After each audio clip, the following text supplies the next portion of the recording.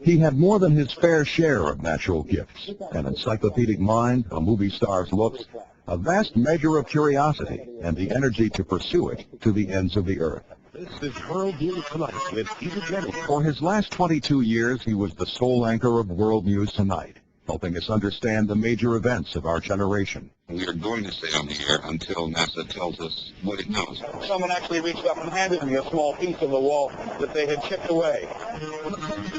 Peter Jennings with the news. Jennings was first made anchor of ABC's evening news when he was only 27. He was a Canadian, born in Toronto. His father was a prominent radio news reporter and anchor, and Peter hosted his own weekly children's radio show, Peter's program, Age of 9. Was it your boyhood ambition to always be in broadcast? Well, that question. He dropped out of high school before completing his sophomore year, went to work full-time in broadcasting in Canada, and then was hired as an ABC correspondent covering the momentous civil rights movement in the South. About 1:15 this afternoon, a lone Negro came down and tried to enter the Lester Maddox cafeteria. In less than 2 years, he was promoted to anchor. We cannot see them, but we can certainly hear them. Israeli helicopters. He left the anchor desk in 1968 to become a foreign correspondent in the Middle East. The bureau Jennings established in Beirut, Lebanon, and headed for 7 years, was the first American television news bureau in the Middle East. We interrupt this program. His knowledge found a worldwide stage when terrorists took Israeli hostages during the 1972 Munich Olympic Games. Peter Jennings is inside the village. Let's go to Peter now. If I were to guess at the moment which of the commando organizations this group has to come from, I'd be most likely to narrow in on a group called Black September. Jennings brought his own expert knowledge into his decades of interviews with world leaders on issues that were timeless and some that cut straight to the deadlines. When you release the hostages and when will you release them?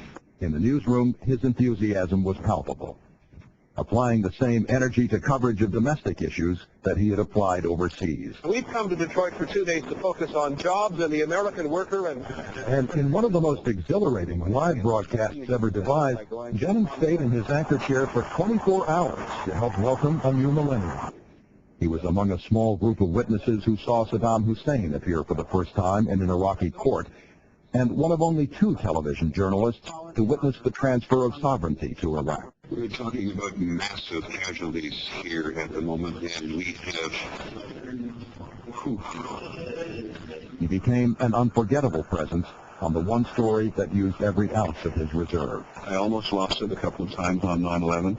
I've seen this repeated most specifically when I turned around to find that my children had called from 2 parts of the country. I think it made me think of a lot of families and their children. I checked in with my children, and they were deeply stressed, as I think young people are across the United States. And so if you're a parent, you got a kid in some other part of the country, call them up. Peter had smoked most of his adult life. From ABC News World Headquarters in New York, this. On April 5th of this year, he made an appearance on World News Tonight to explain why he had been absent from that show and from recent international events that colleagues knew he would otherwise have insisted on covering. He had been diagnosed with lung cancer. I've been reminding my colleagues today, who have all been incredibly supportive, but almost 10 million Americans are already living with cancer, and I have a lot to learn from them. And living is the key word. The National Cancer Institute says that we are survivors from the moment of diagnosis. ABC News President David Weston, in a tribute, wrote, "The void Peter leaves cannot be described.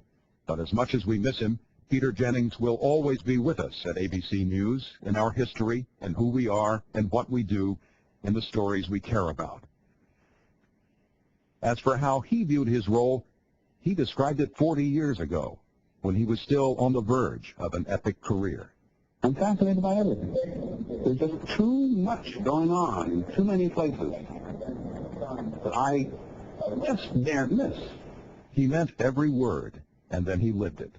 The splendid journey that to him was so irresistible because it never ended. You're listening to the latest news from ABC Radio. This is Peter Jennings, ABC News.